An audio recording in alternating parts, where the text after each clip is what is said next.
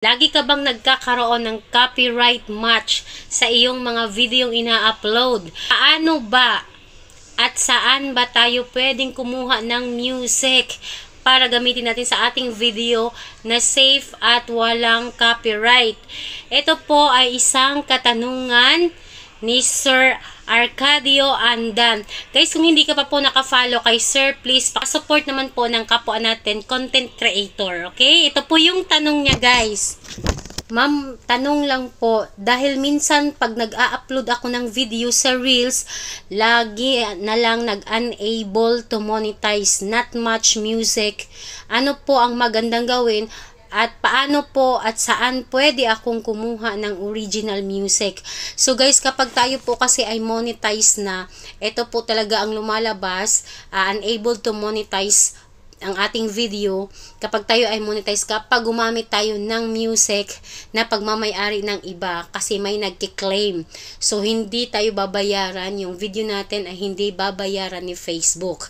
Okay guys, sinasuggest po, di lang para kay Sir, para na din po ito sa lahat. At sinasuggest po ito ni Meta na dito tayo kumuha ng music kasi nga guys, ito ay safe at naka-agreement si Facebook dito sa mga owner ng music na to, or binabayaran ni Facebook para ipagamit yung music nila sa mga creator ni Facebook. Kaya dito kayo kumuha ng music na gagamitin nyo para sa inyong video sa Facebook Sound Collection. Okay guys, ganito po siya. Punta po tayo dito sa ating Google Chrome guys. Dito po tayo mag-type ng, ayan, type nyo po Facebook Sound Collection. Ayan, nakita nyo sa unahan guys, yung may Meta Sound Collection, i-click nyo yan. Ayan. So, kung hindi ka pa po nakalagin sa browser na to, ay mag-a-ask po ito sa inyo na mag-login kayo or i-login nyo ang inyong mga Facebook. Ako guys, kasi nakalagin ako, kaya diretso na siya. Ito siya guys, nandito itong mga music. Ito yung mga music na pwede nyong i-download at pwede din kayong mag-search dyan guys kung anong gusto nyong music. Baka available po dito sa sound collection ni Facebook. Ayan. At kung gusto nyo naman din lagyan ng sound effect, meron ding sound effect dito sa taas guys. Ayan, i-click nyo lang. Ayan. Merong mga, yung mga tumatawa, mga tunog ng drum. Ayan, nandito siya guys. So, halimbawa guys, etong arrow, pakinggan nyo lang kung anong music. Halimbawa, itong nasa first, ayan, i-click nyo yung arrow. Magpe-play po siya. Ayan. Ayan. So, meron po yan siyang duration guys kung hanggang gaano kahaba. Ayan, may 3 minutes. Check nyo dyan guys kung anong hanggang saang duration yung gusto nyo. So, pag okay po sa inyo ang music na yun guys, is i-download nyo lang. Makikita nyo dyan guys, merong arrow down. I-click nyo lang yan siya guys. Ayan. Magda-direct po yan siya download. I-click nyo yung download sa baba. Ayan. Ayan. So, magda-download siya at masisave siya doon sa inyong mga files. Pag na-download na siya. So, click mo lang yung open. Hoy. Ayan. So, buksan mo siya doon. So, ayan. Andito lang siya, guys. Hanapin mo lang dyan sa akin, guys. Madami na kasing nakasave dyan. Basta andyan yan siya sa iyong files at isave mo siya. Pag nakita mo na siya, guys, isave mo siya. At, yun, pwede na yun siyang gamitin mo ang music sa tuwing mag-e-edit kayo ng iyong mga video. Naka-automatic save na po yan sa inyong files or sa iyong mga photos or galleries. Okay? May other way pa din guys para gumamit po tayo ng music na diretso na po sa ating Reels. Okay? Pwede po kayong gumamit ng audio or music na ginagamit ng ibang creators na may malalaki na po siyang views kasi nakapasa na yun sa proseso ni Facebook. So, halimbawa guys, ganito. Punta tayo sa ating account.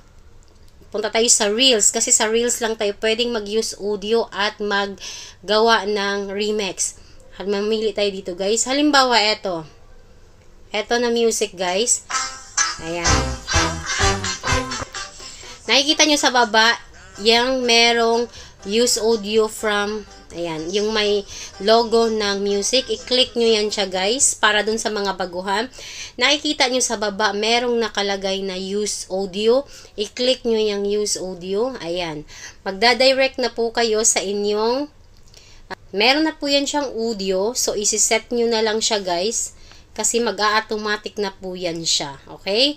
So, ganun, pwede nyo din siyang lagyan ng green screen, kung meron kayong gustong gamitin or meron kayong mga pictures na nandun, so ganyan lang po siya kadali. Tapos pag okay na, nakagawa na kayo, is pwede nyo na siyang, ayan, pwede nyo na siyang i-play, tapos i-edit nyo na lang. So okay, ganun lang po siya kadali. Tingnan nyo ito guys, itong ginamit kong audio na to, ayan, hindi to siya sa akin guys, ayan, meron na siyang galing ito kay Ismera. Pag i-click mo yan siya guys, makikita mo meron na po siyang 9 views na po siya. So ito yung magandang gamitin na audio guys, kasi malaki na yung views niya. Ibig sabihin wala itong copyright at posibleng magte-trending din ang iyong ginagawang video pag gumamit ka ng merong malaking views na. Okay, pag pansinin nyo siya dyan guys, so ang dami dyan, ang tataas na din ang mga views ng mga nag-use audio dyan ng mga creators. So, ganyan po yung gawin nyo guys.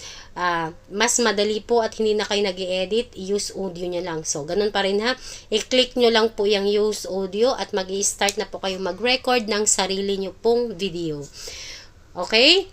Sana nakuha and pakibahagi po ng videong ito para naman dun sa mga baguhan at alam din nila kung ano yung gagawin at paano at saan ba dapat tayo kumuha para hindi tayo mag-copyright, okay?